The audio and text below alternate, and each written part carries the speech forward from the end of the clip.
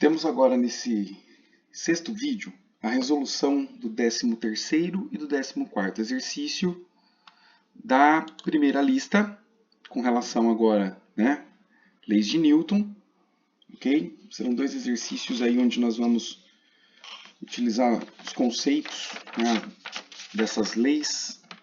Vamos falar um pouquinho de princípio fundamental da dinâmica, ação e reação.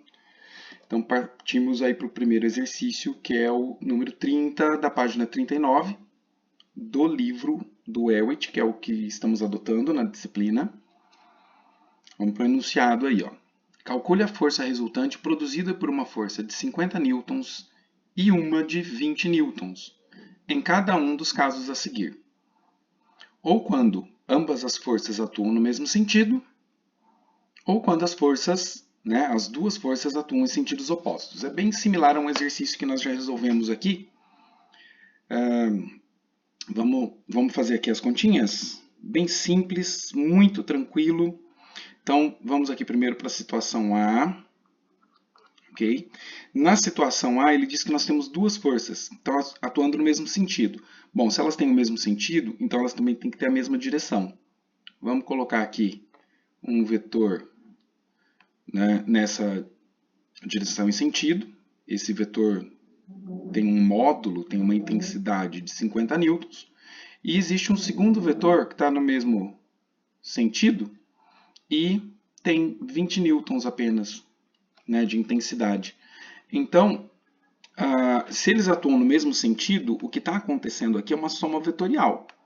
Então, a gente tem o primeiro vetor se soma ao segundo vetor. Tá? Então, digamos que esse aqui é o F1 e esse é o F2. Portanto, a resultante aqui vai ser a soma de F1 e F2. Então, a nossa força resultante vai ser F1 mais F2. Poderia ser representado como um único vetor que tem este comprimento. Perfeito?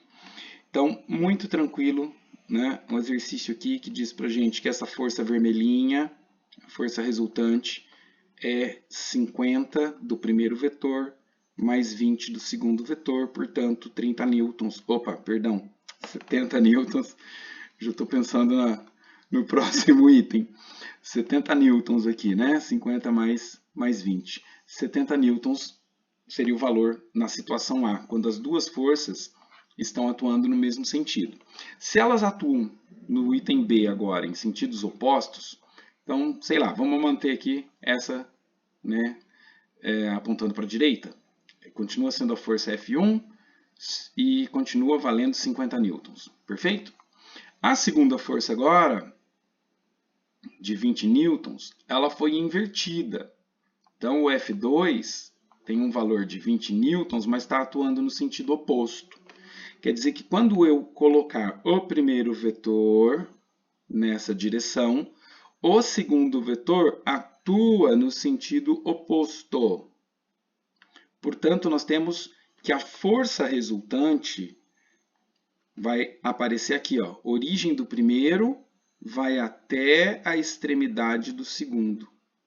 A nossa força resultante é menor. Nós estamos fazendo aqui uma subtração de vetores.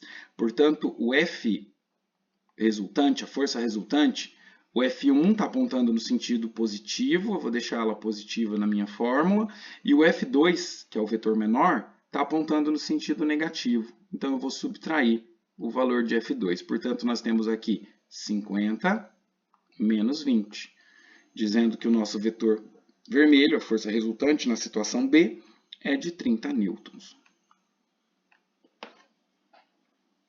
Então, esse aí é o 13º exercício da nossa lista. O 14º, que é o exercício 31 da página 39, tem o seguinte enunciado. Eu vou ler ele aqui, depois eu vou quebrar ele em 3 slides. E a situação é a seguinte: a gente tem uma mesa que está apoiada num chão, no piso.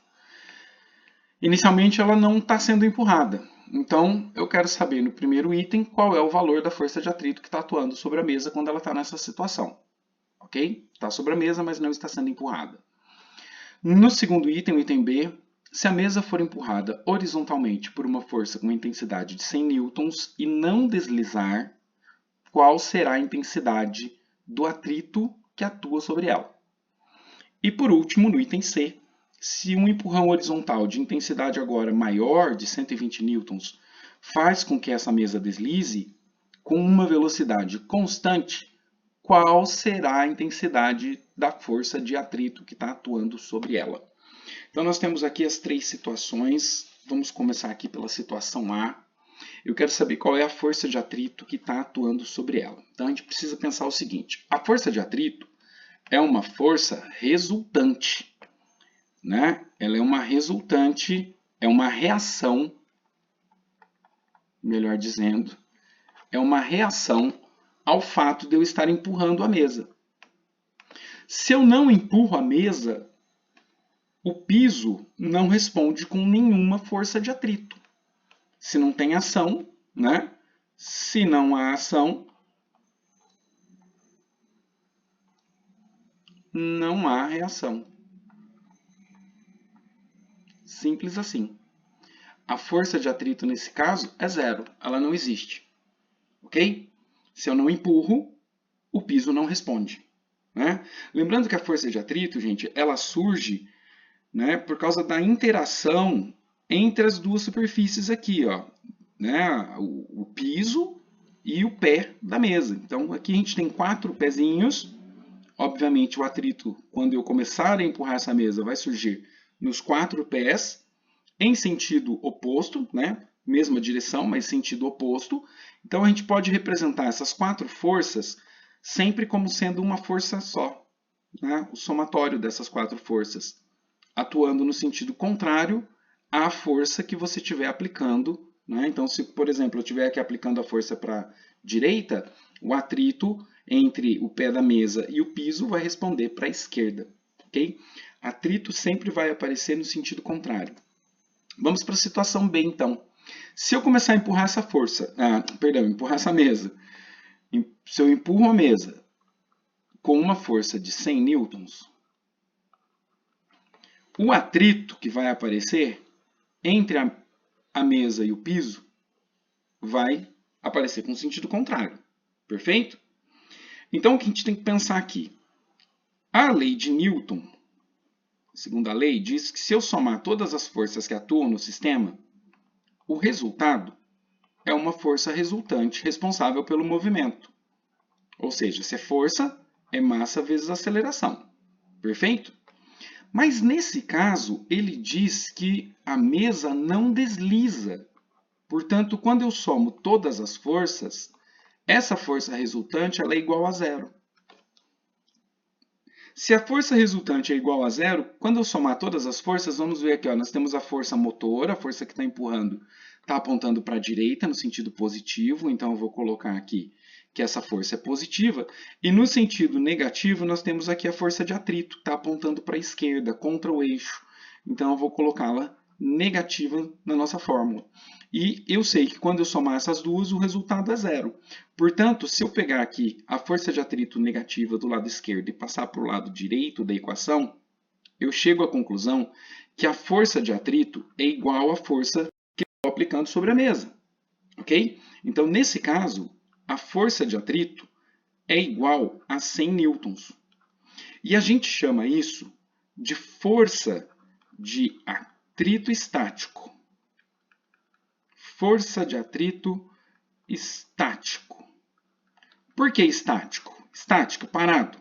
Ok? Em outras palavras, o atrito precisa ser vencido para que o objeto seja colocado em movimento. Nesse caso, a força de atrito é chamada de estático porque a força que eu estou aplicando não é suficiente para vencer a força de reação do piso com os pés, né, sobre os pés da mesa. Então nós temos aqui o que nós chamamos de atrito estático. Somatório das forças igual a zero pode indicar que o objeto está estático, que o objeto está parado. Agora vamos fazer uma análise do item C. No item C, a força que nós aplicamos agora, um pouquinho maior, ela tem uma intensidade de 120 newtons. Essa força aqui tem uma intensidade de 120 newtons. O piso vai responder, porque se essa força é a ação, no sentido contrário, nós temos uma reação. Ok? Da mesma forma, a segunda lei de Newton diz que se eu somar todas as forças, o resultado é uma força resultante, responsável pelo movimento. E força é massa vezes aceleração. Ok? No entanto, o exercício diz que o objeto se desloca com velocidade constante. Bom, se a velocidade do objeto é constante, por que ela está se mantendo constante? Porque a aceleração do sistema é zero. Não está ganhando nem perdendo velocidade. Então, nessas condições, a gente entende que a aceleração sendo zero faz com que a força resultante também seja zero. Ok? Então, a somatória das forças aqui também vai ser igual a zero.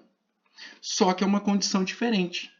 No item B, a somatória das forças indicava o atrito estático. O objeto estava estático, estava parado. Vamos ver o que acontece agora? A força de 120 newtons aqui está apontando para a direita, então é positiva na minha fórmula, aqui na somatória, e o atrito está apontando para a esquerda, ele é negativo na fórmula. Quando eu somar esses dois itens, o resultado tem que ser zero, porque a aceleração do sistema é zero, a velocidade está se mantendo constante. Então, mais uma vez, a força de atrito vai ser igual à força motora, a força que está empurrando a mesa. Só que nesse caso está valendo 120 newtons e agora nós não chamamos mais isso de atrito estático. Nós chamamos isso de atrito dinâmico.